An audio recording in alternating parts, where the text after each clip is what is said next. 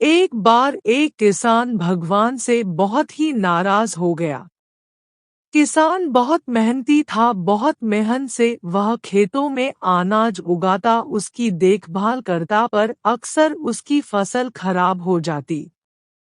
कभी सूखा पड़ जाता, कभी बाढ़ आ जाती, कभी तेज धूप, कभी आंधी, कोई न कोई कारण बन ही जाता कि उसकी फसल खराब हो जाती। एक दिन वह किसान गुस्से में आसमान की ओर देखकर भगवान से कहा, हे ईश्वर, आपको लोग सर्वज्ञता मानते हैं कि आप सब जानते हैं, कहते हैं कि आपके इच्छा के बिना एक भी पत्ता नहीं हिलता, पर मुझे तो लगता है कि आप छोटी सी छोटी बात भी नहीं जानते। आपको तो ये भी नहीं पता कि खेतीबाड़ी कैसे करते हैं। अगर आप जानते होते तो हर समय जो बाढ़, आंधी और तूफान आते हैं, वो कभी नहीं आते। आप नहीं जानते कि कितना नुकसान उठाना पड़ता है हम किसानों को। यदि आप मेरे हाथ में यह शक्ति दे दे कि जैसा मैं चाहूं वैसा मैं मौसम कर दूं, फिर आप देखना मैं अन्न के भंडार लगा दूंगा।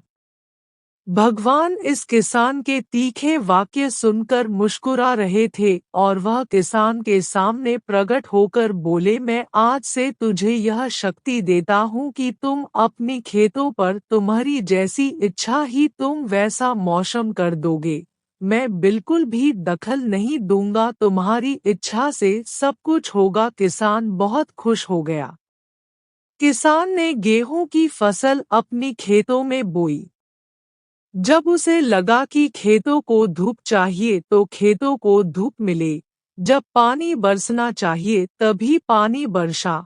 आंधी, तूफान, बाढ़, कुछ भी उसने अपने खेतों पर आने नहीं दिया। किसान के खेत में इस वर्ष ऐसी फसल हुई जैसी कभी नहीं हुई थी। हरी भरी लहलहाती फसल, मन ही मन वह बहुत खुश हो गया और सोचने लगा, अब सबूत के साथ दिखाऊंगा भगवान को कि इसे कहते हैं शक्ति का सही उपयोग। मेरी सफलता देखकर उन्हें अपनी नियम जरूर बदलने पड़ेंगे। कुछ दिन गुजरे, फसल कटने को तैयार हो गए। किसान बहुत उत्सुकता के साथ फसल को काटने लगा, पर जैसे ही उसकी नज़र गेहूं की बालियों पर गया तो उसने अपना सिर पीट लिया और वह रोने चिल्लाने लगा। गेहूं की एक भी बाली के अंदर गेहूं का दाना नहीं था, सारी बालियां अंदर से खाली थी।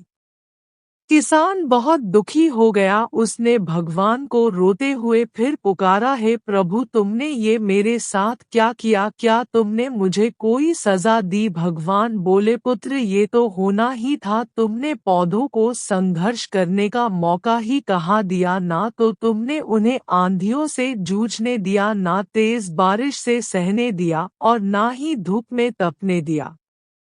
एक भी चुनौती का सामना तुमने उन्हें नहीं करने दिया, इसीलिए सारे पौधे अंदर से खोखले रह गए।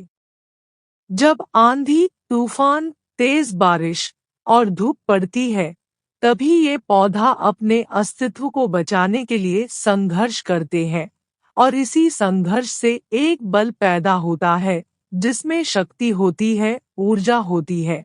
और यही ऊर्जा पूर्ति तेरे गेहूं के दानों की तरह जो नहीं फूटी, तूने उन्हें कठिन परिस्थितियों से गुजरने ही नहीं दिया जहां उनके अस्तित्व का जन्म होता।